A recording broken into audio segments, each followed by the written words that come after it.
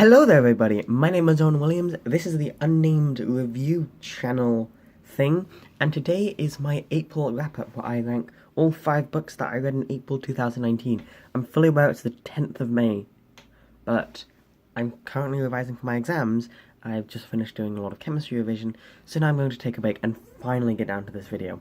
So, just to give you a quick heads up, I know I've had some movies that I need to post reviews on, and I haven't been posting movie reviews that much. What I'm going to do is over the next 2 weeks I'm really busy because I have a school trip and I have exams, so I'm not going to be uploading that much then. But then after that I will try to get all the reviews out, and there's a bunch of Netflix movies I want to see. And anyway, let's hop into this review. I read 5 books this month, which is so much better than I'm doing this month because I've read 3 books so far this month, and somehow the best one has been about a morbidly depressed hamster. But you'll see what that is when I get to it next month. Anyway, let's hop straight into it with The Scarlet Pimpernel. This is a classic book, and I did enjoy it. It's basically about this man called the Scarlet Pimpernel, who runs a group of people, all working under his command, who smuggle French noble people out of Revolution-era France.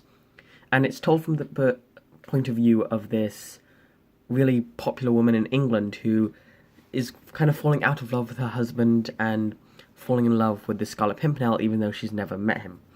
This book, I think, and this is a funny story, this book was actually on my school to read list, and I only managed to finish it this month, so that shows you how organized I am.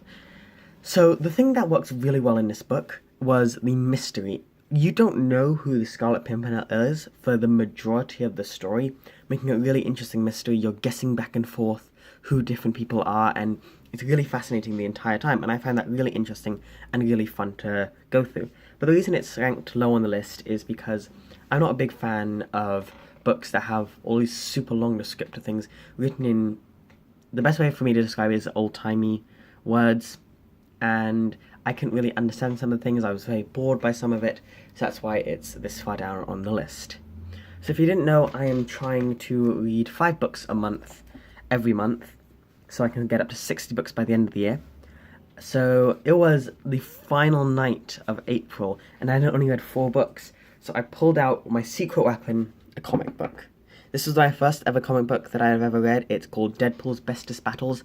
There's no story in it, it's just Deadpool from Marvel going in through a bunch of the best battles that he's had over comic history. There were some pretty cool moments, but because there was no really plot or any really interesting thing happening in it, I didn't really like it, but I could actually understand the plot more than I could Scarlet Pimpernel. So that's really all I have to say about that. Next is Animal Farm by George Orwell. I really enjoyed this book. So the plot of this is this farm of animals decides to overthrow their human farmer, and the animals start to take control, but it slowly dissolves into insanity, and it's meant to be this analogy for communism, because it was written a really long time ago. And I know this is a classic book, and I really enjoyed it.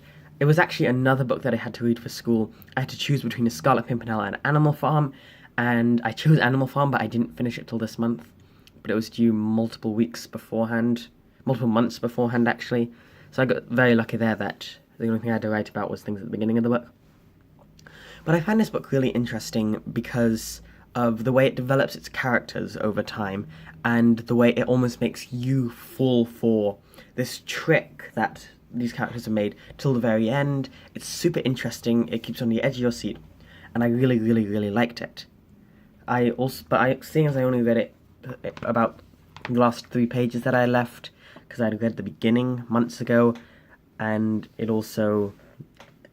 just didn't really enjoy a lot of the book. I'm just going to leave it there.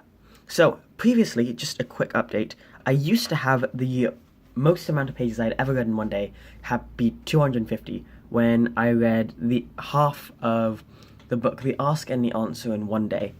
However, now it is at 420, which I did do on purpose.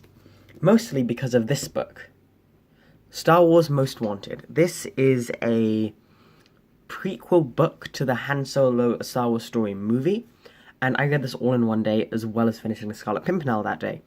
I really enjoyed this book. It actually made me like Solo: A Star Wars Story, which was originally my least favorite Star Wars movie. It made me appreciate it a lot more because it really develops all the characters that are in that movie a lot more. You find out more about Han Solo's past. You find out more about Kira's past. You find out more about all the characters that are in the movie. But then if you rewatch the movie, all their actions make more sense suddenly, which I thought was really interesting and a really great way to develop the characters of the story. The one thing I didn't like about it is I don't really like Star Wars novel adaptations, because I feel like Star Wars just works better as a movie universe instead of a book universe. However, I still really enjoyed this, and I am also in the middle of reading another Star Wars book adaptation, which you'll see next month. But my favourite book that I've read all month, probably the only book that I really, really liked this month, was Plague by Michael Grant. This was the 4th book in the Gone sextology, I think it is. And I've really enjoyed all the books in this series. It goes really interesting. They go so fast. It just grabs you and pulls you along throughout the entire story. The characters are... You see them develop, and you see different characters develop in this one in ways that you didn't expect. But it's scary at some points because you're wondering, oh my gosh, what's going to happen to these characters? And all these different things happen that you're not expecting, but develop in the perfect way. It has horror, but not too much horror. It has a romance, but not too much romance. And I think this was a really, really interesting book.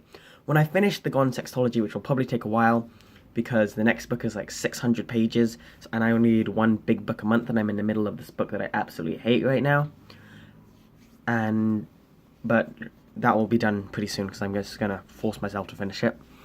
But Plague was really, really great. I really enjoyed it, and I can't wait to finish off the series. When I do finish off the final 2 books of the series, I'll produce a ranking of all 6 books in the series ranked from the worst to the best, like I do with these books every month.